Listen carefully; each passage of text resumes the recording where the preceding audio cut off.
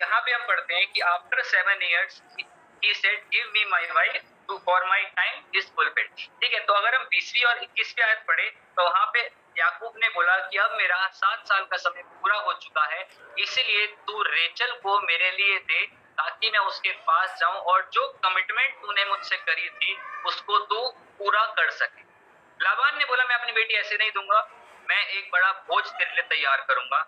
और 22वीं आयत को पढ़े तो उसमें लिखा है अतः लाबान ने उस स्थान के सब मनुष्यों को बुलाकर इकट्ठा किया और एक भोज दिया। और किस समय भोज दिया? सांझ के समय वह अपनी बेटी लिया को याकूब के पास ले आया। अब मुझे एक बात बताइए, जब किसी की शादी होती है तो वो शादी दिन के समय ज्यादा प्रेफर करते हैं या रात के समय ज्यादा प्रेफर करते हैं? दिन के समय। दिन के समय क्यों? क्योंकि फिर टाइम बचता है, सारा सामान निपट सकते हैं ना जो बात का। अगर रात में करेंगे तो थक भी जाएंगे और ज्यादा दिन की बात मान लेते हैं, लेकिन मेजॉरिटी ऑफ पीपल रात को शादी करना ज्यादा पसंद करते हैं। क्यों? क्योंकि दिन में सारे काम निपटा लो, रात में शादी अच्छे से एंजॉय करेंगे, अच्छे से खाएंगे पिएंगे और सब काम करेंगे। और मोस्टली शादियां शाम के समय ही होती है। ठीक है, क्रिश्चियन मैरिज का एक रूल है कि सांझ होने से पहले, सूरज ढलने से पहले शादी पढ़ देनी चाहिए। ठीक है जी, लेकिन मोस्ट ऑफ द टाइम जो शादियां होती है, जो रिसेप्शंस होती हैं, वो शाम के समय दी जाती है ताकि सब लोग अपने काम से फ्री हो जाएं और उस भोज में आके शामिल हो सके। अब यहाँ पे लिखा है कि वो सांझ का समय था। सांझ से आप क्या समझते हैं? शाम का समय। शाम के समय में पहली चीज क्या होती है? अंधेरा होता है। ठीक है, दिन की शादी में हो सकता है ज्यादा लोग अटेंड ना कर पाए, लेकिन रात की शादी मोस्टली लोग अटेंड कर पाते हैं। ठीक है, गैदरिंग बड़ी होती है। तीसरा, दिन की शादी में हो सकता है लोग अच्छे से ना खा पाए, लेकिन रात की शादी में उनको कोई ऐसा दिक्कत नहीं होती, वो जी भर के खाते हैं, जी भर के पीते हैं और उनको पता है रात में जाके हमने सोना है, हमने कुछ नहीं करना, तो बिल्कुल रिलैक्स माइंड के साथ, फ्री माइंड के साथ वो रात की शादी अटेंड करना ज्यादा पसंद करते हैं। ठीक है, और शादी के लिए सबसे महत्वपूर्ण चीज क्या है? दूल्हा और दुल्हन। अगर ये दोनों नहीं होंगे तो शादी नहीं हो सकती, फिर आप किसकी शादी करा रहे हो? फिर तो आप जस्ट एक पार्टी में आए हो। ठीक है, अब यहाँ पे दूल्हा भी तैयार है याकूब और दुल्हन भी तैयार है, लेकिन अभी तक ये क्लियर नहीं है कि दुल्हन कौन होगी। याकूब जो था वो काम किसके लिए कर रहा था? रेचल के लिए, लेकिन बदले में उसे मिला क्या? लिया। यहाँ पे उसके मामा लाबान ने उसको क्या दिया? क्या दिया? धोखा। धोखा। यहाँ पे एक बात जाहिर होती है कि जो याकूब था, जब उसको पहलौठापन लेना था तो उसने अपने भाई को क्या दिया? धोखा दिया। अपने लाइफ में उसने अपने बड़े भाई को धोखा दिया, जो कि आगे चल के उसकी जिंदगी में बहुत बड़ी खामियाबी को क्या कहते हैं, खामी जिसको कहते हैं, ठीक है, वो उसको लेकर आया। शादी किससे होनी थी? रेचल से, लेकिन धोखे के कारण उसको मिली कौन? लिया, जिससे वो प्यार नहीं करता था। आशीष याकूब की जो थी किसके लिए थी? पहले एसाव के लिए। अगर एसाव उसे ठुकराता तो जाके वो याकूब के पास आती, लेकिन याकूब ने धोखे के साथ उस आशीषों को चुरा लिया। इवन तो बाद में परमेश्वर ने उसे माफ किया, वो एक अलग बात है, लेकिन जो उसने किया था, जो बीज उसने बोया था, आगे चल के वो उसकी जिंदगी में 7 साल नहीं बल्कि 14 साल का खामियाजा उसे भुगतना पड़ा। आप सोचिए, अगर 7 साल के अंदर उसको रेचल मिल जाती तो कितना कुछ कर सकता था। उसकी लाइफ वैसे ना होती जैसे अब दिखाई गई है। 7 साल की बजाय उसको 14 साल चूना लग गया, और वो चूना किसने लगाया? ये स्वयं परमेश्वर का एक प्लान था। अगर हम किसी के साथ धोखा करते हैं तो आप याद रखिएगा इस बात को, उसके कॉन्सिक्वेंसेस यही है कि अगर आपने किसी को फ्रॉड किया है, अगर आपने किसी को चीट किया है, तो आने वाले समय में भी, मैं बोलना नहीं चाहता हूं, लेकिन हमें इस बात को समझना पड़ेगा। बाइबल हमें साफ बताती है हर चीज के बारे में। अगर तुमने गलत किया है तो इट मींस कॉन्सिक्वेंसेस हैं उस चीज के। अगर आपने किसी की पीठ में छुरा भोंका है अगर आपने किसी के लिए गलत धारणा करी है, आपने किसी के लिए झूठी गवाही दी है, तो कॉन्सिक्वेंसेस यही हैं जो याकूब की जिंदगी में उसने झेले। हमारी जिंदगी में एक बात लागू होती है, या हम लोग इस बात को कहते हैं कि यार हमने तो ये वाला पाप भी किया था, हमने तो वो भी पाप किया था, लेकिन परमेश्वर ने अभी तक तो हमें कुछ नहीं किया, है ना। हम मसीह लोग बहुत बोलते हैं हम बचे हुए हैं, परमेश्वर की महिमा है, हम अभी तक हमारी जिंदगी में कोई ऐसा काम नहीं हुआ, परमेश्वर की महिमा, सब बातें बहुत अच्छी, वेल एंड गुड, आप बहुत भले चंगे हैं, वेल एंड गुड। इसका क्या मतलब है कि क्या परमेश्वर ने छोड़ दिया? परमेश्वर ने देखा नहीं कि तूने पिछले क्या काम करे? ठीक है, पिछली लाइफ में आपने जो किया उसको भूल जाओ, लेकिन जब यीशु मसीह को आपने माना, यीशु मसीह के पीछे आप चलना शुरू हुए, तब से लेके अब तक क्या आपने किसी को धोखा दिया? क्या आपने किसी की पीठ के पीछे बुरी गणना करी? क्या आपने किसी के लिए किसी की जड़ें खोदी? क्या आपने किसी को फ्रॉड किया? क्या आपने किसी को गंदा बोला? क्या आपने किसी के लिए कुछ गंदा सोचा? अगर किया, बाद में बताऊंगा। चलो अभी हम याकूब पे ही आ जाते हैं, नहीं तो फिर हम थोड़ा सा वैसे हो जाएंगे। ठीक है, तो वहां पे लाबान ने एक बड़ा बोझ दिया, और वहां पे एक प्रथा होती है, प्रथा भी क्या, एक नॉर्मल अगर पार्टी देखी जाए, और एक जो बहुत वेल्दी व्यक्ति है, जो बहुत पैसे वाला व्यक्ति है, वो अपनी पार्टी ऐसी छोटी मोटी नहीं करता। उसकी पार्टी में नॉनवेज भी अच्छा होता है, अगर वेज है तो पनीर की इतनी डिशेज होंगी कि आप खाए खाए थक जाओगे, आपका पेट भर जाएगा, लेकिन आपका मन तृप्त नहीं होगा, आपकी आंखें तृप्त नहीं होंगी। उसमें वेज वाली शिमला मिर्च, मशरूम, पनीर, चाप, मतलब जो बेस्ट हो सकता है वो सब वो रखेगा, क्योंकि उसने अपने नाम को बढ़ाना है, उसने अपनी इज्जत दिखानी है कि मैं इतना सब कुछ कर सकता हूँ। ठीक है, और अगर कोई नॉन वेजिटेरियन है तो फिर पूछो मत, उसमें फिश भी होगी, मटन भी होगा, चिकन भी होगा, बिरयानी भी होगी, जो जो वो रख सकता है बेस्ट करेगा। और साथ ही साथ अगर हम देखें तो शादियों में वाइन का ट्रेडिशन बहुत ज्यादा है। ठीक है, बाइबल अगर हम पढ़े तो वहां पे लिखा है कि दाखरस खत्म हो गया। पढ़ा आपने? गलील के काना में जो पहला मिरेकल यीशु मसीह ने किया, वो किसके ऊपर किया था? दाखरस पे। दाखरस किसको दिखाता है? वचन बताता है कि तुम दाख रस पी के मतवाले मत हो जाना। अगर हम एक्सेस अमाउंट में उसको पिएंगे तो कहीं ना कहीं हमारा सर भी चकराने लगेगा, हम भी थोड़े नशे में हो जाएंगे। जब लाबान ने वहां पे बड़ा बोझ रखा तो उसके अंदर नो मैटर बहुत सारी चीजें थी, इसमें शक की बात नहीं है, और साथ ही साथ उसने एक स्पेशल अरेंजमेंट कराया था दाखरस का, और दाखरस के नशे में उसने याकूब को इतना ज्यादा कर दिया, इतना ज्यादा कर दिया कि याकूब को पता ही नहीं चला कि मेरी शादी लिया से हो रही है या रेचल से हो रही है। नहीं तो आप मुझे बताओ, अगर याकूब अपने होश में होता तो क्या वहां पे लड़ाई ना होती उस टाइम पे कि मैंने तो तेरे से रेचल का हाथ मांगा था, मैंने 7 साल रेचल के लिए तुझसे सब कुछ किया था, लेकिन तू मुझे लिया को दे रहा है? होता है ऐसा? कॉन्सिक्वेंसेस, धोखा पहले एसाव को दिया, अब उसको धोखा मिलने के लिए कितने सारे कारण बने। पहला, उसके 7 साल खराब हुए। दूसरा, वो पी के इतना मतवाला हो गया कि उसको समझ ही नहीं आ रहा था कि मेरी शादी किससे हो रही है।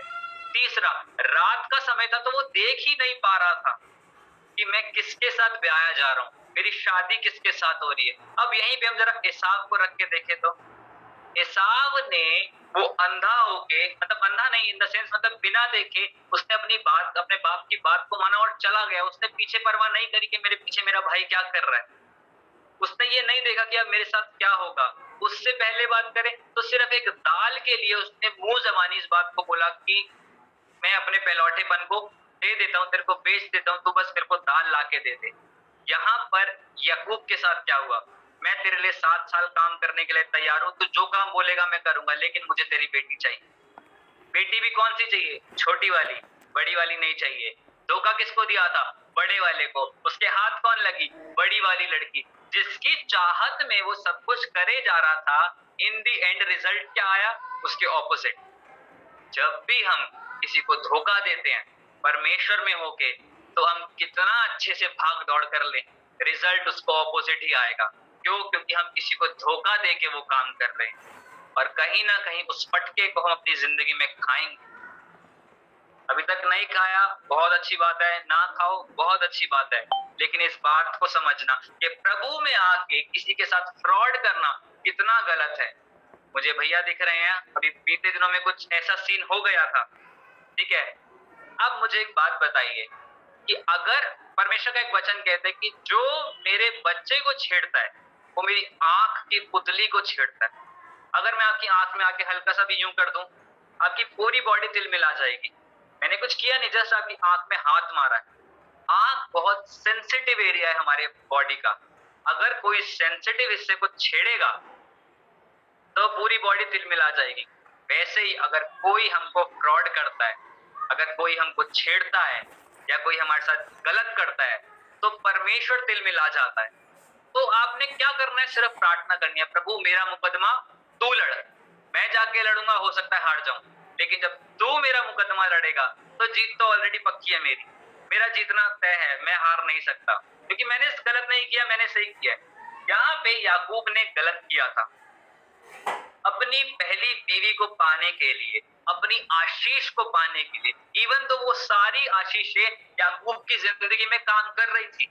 परमेश्वर ने उसको आशीष दी थी कि मैं तेरे वंश को बहुत ऊंचा कर दूंगा, कि कोई उसे गिन नहीं पाएगा, ठीक है, मैं तेरे साथ चलूंगा, कोई अगर तेरे पे हाथ डालेगा तो मैं उसको खत्म कर दूंगा, तू इजराइल कहलाया जाएगा, तू मेरा जेठा कहलाया जाएगा। सारी आशीषें उसके साथ हैं, परमेश्वर स्वयं उसके साथ है। लेकिन फिर भी जो पहले उसने बीज बोया था, वो फ्रॉड करने का, वो चीटिंग करने का, उसका रिजल्ट अब उसको भुगतना पड़ रहा है अपनी शादी में। आज लोगों की शादी नहीं हो रही है, बहुत सी दिक्कत आ रही है। क्यों नहीं हो पा रही? उनको मैच ही नहीं मिल रहा है। हमें शादी करनी है, हमारे को लड़का बता दो, हमारे को लड़की बता दो, आप बता दो हमारे लिए लड़की कैसी सही चलेगी। अरे शादी आपने करनी है, आप प्रभु से पूछो कैसी लड़की आपको चाहिए। मैंने मांगा प्रभु मेरी लड़की में ये गुण होने चाहिए, प्रभु ने उससे बेटर दिया। आप लोगों ने मांगा, परमेश्वर ने आपको भी दिया। याकूब ने मांगा, लेकिन क्योंकि वो फ्रॉड करके आया था, उसको मिला तो सही, लेकिन 14 इयर्स का वेट करने के बाद, एक बार धोखा खाने के बाद, एक बार बेइज्जती होने के बाद उसको वो सब मिला जिसकी उसने कल्पना करी। परमेश्वर कहता है कि मैं तेरी कल्पनाओं से बढ़कर तेरे लिए करने वाला हूं, जो तू सोच नहीं सकता मैं वो काम तेरे लिए करने वाला हूं। और यहाँ पे याकूब के साथ क्या हुआ? इतनी बड़ी पार्टी में सब लोग पी के मतवाले हो गए थे, सब लोगों ने अच्छे से पी रखी थी, सब लोग अच्छे से खा रहे थे, एंजॉय कर रहे थे, लेकिन एक शख्स था जो एंजॉय नहीं कर रहा था, षड्यंत्र रच रहा था। वो सोच रहा था कि कब याकूब इतना ज्यादा मतवाला हो जाए कि मैं अपनी बेटी को लेकर आऊं और याकूब को पता ही ना चले कि ये रेचल है या लिया। देखने में बाहरी रूप में दोनों एक जैसी दिखती थी, लेकिन लिया की आईज वीक थी, वो आगे का नहीं देख सकती थी ज्यादा। हमारी ब्लेसिंग वो होनी चाहिए जिसका हम आगे तक देख सकें। धोखा देने के कारण जो आशीष उसके पास आई वो ज्यादा दूर तक नहीं देख सकती थी, वो फ्यूचर प्रेडिक्ट नहीं कर सकती थी, वो अपने आने वाले कल के बारे में ज्यादा अच्छे से नहीं सोच सकती थी। क्यों? क्योंकि उसकी आंखें धुंधली थी। और आंख क्या है? हमारे शरीर का दिया है। पढ़ा आपने वचन कि आंखें हमारे शरीर का दिया है। अगर आंखें ही सही से काम नहीं कर रही हैं तो हम आगे का नहीं देख पाएंगे अच्छे से। लिया जानती थी कि अब मेरी शादी हो रही है, लेकिन वो किसी को बता नहीं रही थी। लाबान जानता था कि मैं अपनी बड़ी बेटी लिया को उसको दूंगा, लेकिन याकूब को उसने नहीं बताया। जब याकूब के पास लिया गई तो क्या हुआ? वहां पे वो टेंट में तो चले गए, रात उन्होंने बिता ली, और मतवालेपन में क्या हुआ हमें नहीं जानते, लेकिन जब सुबह उठ के उसने देखा तो वो चौंक गया।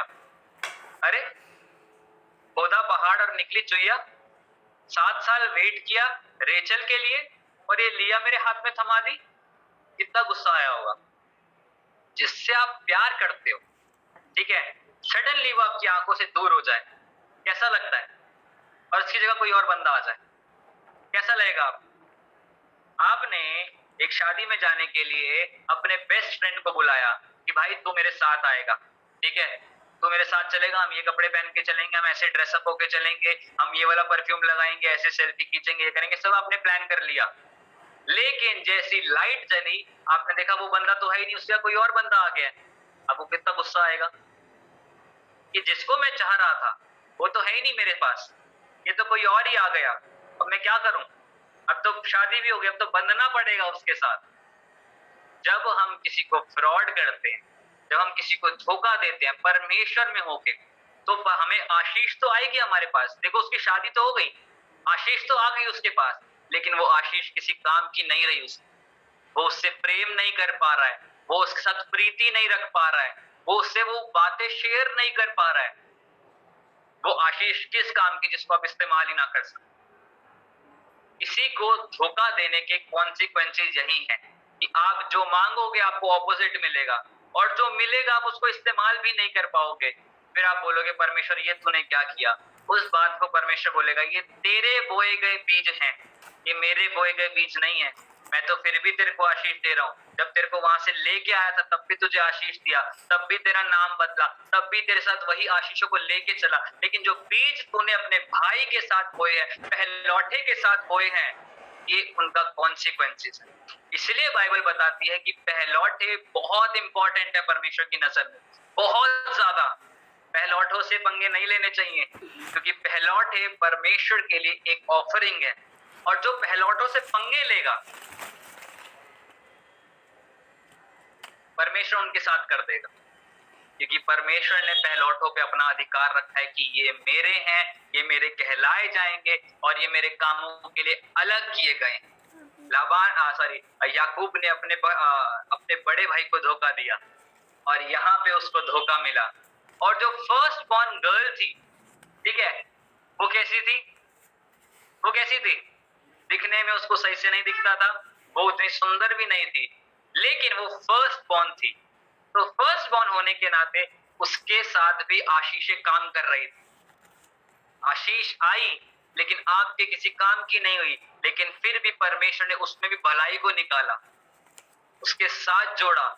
7 साल लग गए, वो बांझ थी, और जब परमेश्वर ने देखा कि वो उससे प्रेम नहीं रख रहा है, तो परमेश्वर ने लिया की ही कोख खोल दी, और उससे उसको 3 पुत्र उत्पन्न हुए। पहले अभी तक शादी अच्छी नहीं चल रही थी, प्यार नहीं कर पा रहा था, सेकंड वाइफ को देख रहा था कि सेकंड वाइफ मेरे पास नहीं है, मैं उससे ज्यादा प्यार करता हूँ, मैं उससे ज्यादा प्रीति रखता हूँ, अब मैं क्या करूंगा, कैसे करूंगा, मुझे 7 साल और बिताने पड़ेंगे, चलो वो तो किसी तरीके से बीत जाएंगे, लेकिन मैं इसका क्या करूं?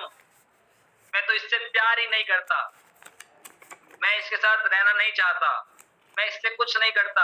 आज बहुत सी लेडीज की ये समस्या है, हमारे पति हमसे प्यार नहीं करते। बहुत सी लेडीज का फोन आता है, मैसेजेस आते हैं कि भैया प्लीज हमारे लिए प्रार्थना करना, हमारे जो हस्बैंड है हमसे प्यार नहीं करते, बिकॉज हमारी कोख खुल नहीं रही है, हमारे पास बच्चे की आशीष नहीं है, किसी और औरत के चक्कर में है, किसी और उसके चक्कर में है। ये आपकी गलती नहीं है, ठीक है, कई सिचुएशंस में हम कह सकते हैं कि हमारी गलती, लेकिन कई सिचुएशंस में हमारी गलती नहीं है। कई सिचुएशंस इसीलिए आती हैं ताकि परमेश्वर अपने बड़े काम को उस जिंदगी में कर सके और वापस फेर के लेकर आए, ताकि आपके नाम को ऊंचा कर सके। परमेश्वर का वचन कहता है कि कोई भी चीज बिना परमेश्वर की परमिशन से नहीं हो सकती। इवन जो दुष्ट आत्माएं भी हमारे करीब आती हैं, वो भी परमेश्वर से इजाजत लेके आती है। अय्यूब की जिंदगी में देखो तो शैतान खुद से परमिशन लेके गया था कि तेरा बेटा अय्यूब है, उसके साथ ये है, क्योंकि तूने उसे इतना आशीषित कर रखा है, इसलिए वो तेरे गुणगान करता है। परमेश्वर ने बोला नहीं, वो मेरे से प्रेम करता है, तो चाहे उसका कुछ भी ले ले, लेकिन उसके प्राणों की हानि नहीं करेगा। शैतान ने उसका सब कुछ ले लिया, लेकिन जब वो परमेश्वर बना रहा तो डबल पोर्शन ऑफ ब्लेसिंग उसके पास आया। वैसे ही अगर आज आपकी जिंदगी में आपको लग रहा है कि कोई भी चीज हमारी जिंदगी से जा रही है, हमारा पति हमसे प्यार नहीं करता, हमारे बच्चे हमारे नहीं सुनते, हमारे घर वाले हमारे नहीं सुनते, पर पति की सेकंड वाइफ है, पति कहीं और जाता है, पति ये करता है वो करता है, भूल जाओ, प्रेयर करो, घुटनों पे आओ, बोलो परमेश्वर मेरे सर को ऊंचा करने वाला तू है, मेरा विश्वास मेरे पति पे नहीं है, अभी तक बहुत विश्वास करके देख लिया। मैं आपको एक टेस्टिमनी देता हूँ, ये हमारे चर्च की बात। हमारे चर्च में एक लेडी आती थी, अब नहीं आती, बहुत पहले की जब हम पहले चर्च में थे, तो वो चर्च में आती थी और उनके जो हस्बैंड थे वो पुजारी का काम करते थे, ठीक है जी, वो जादू टोना ब्लैक मैजिक वगैरह सब करते थे। उनके पति भी धीरे धीरे परमेश्वर में आने शुरू हुए, अच्छा विश्वास दिखाया, परमेश्वर में बढ़ते गए, लेकिन कुछ ऐसा हुआ कि उनको कोई और लेडी मिल गई, ठीक है, और वो उसके साथ अफेयर में आ गई। और जो ये आंटी थी जो चर्च में आती थी, उन्होंने बोला कि सिस्टर जी मैं क्या करूं। तो हुआ कुछ ऐसा कि जो पति थे उन्होंने बोला कि अगर तू यीशु मसीह को छोड़ देगी तो ही मैं तेरे साथ रहूंगा, तो ही मैं उस लेडी को छोड़ दूंगा, नहीं तो मैं तेरे साथ नहीं रहूंगा। उस लेडी ने अपने पति को पाने के चक्कर में यीशु मसीह को छोड़ दिया। विद इन 2 years उनके हस्बैंड एक्सपायर हो गए और जिस बात के लिए उन्होंने छोड़ा था वो कभी पूरी ही नहीं हुई। अंतिम समय तक वो जो हस्बैंड थे वो उनके साथ रहे नहीं, वो दूसरी लेडी के साथ रहे। आप परमेश्वर को धोखा देके जा रहे हो। जो परमेश्वर पहले आपके पति को ला सकता था, क्या वो अब नहीं ला सकता? जो परमेश्वर पहले आपके बच्चों को सही कर सकता था, क्या वो अब नहीं कर सकता? जो परमेश्वर पहले आपको फाइनेंस दे सकता था, क्या वो अब नहीं कर सकता? वो सब कुछ कर सकता है, लेकिन आपकी विश्वास योग्यता को परमेश्वर देखना चाहता है कि तू मेरे साथ कितना विश्वास योग्य है। या जो याकूब था वो विश्वास योग्य रहा, उसने ये नहीं देखा कि मेरे को 7 साल और काम करना पड़ेगा, उसने ये देखा कि क्योंकि मुझे ये ब्लेसिंग चाहिए इसलिए मुझे ये काम करना पड़ेगा, और उसने उन कामों को किया भी, चाहे हंस के किया, चाहे रो के किया, चाहे कुड़कुड़ा के किया, लेकिन लाबान को धोखा नहीं दिया उसने। लाबान ने उसको धोखा दिया, उसकी चीजों को टेस्ट किया, लेकिन याकूब ने उसको धोखा नहीं दिया, क्योंकि वो जान चुका था कि मैं जो पहले धोखा देकर आ रहा हूँ मेरे को ये 7 साल उसके कॉन्सिक्वेंसेस भुगतने पड़ रहे हैं। अब अगर मैं फिर से धोखा दूंगा तो मेरे आने वाली पीढ़ी पे श्राप आएगा, मैं उसको भी खो दूंगा, मैं उससे भी चला जाऊंगा। उसने धोखा नहीं दिया। Every blessing comes 2,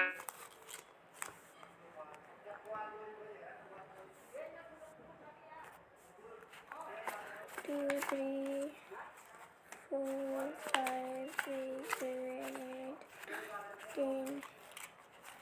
1, 2, 3, 4, 5, 6, 7, 8, 9, 10. 3000. 1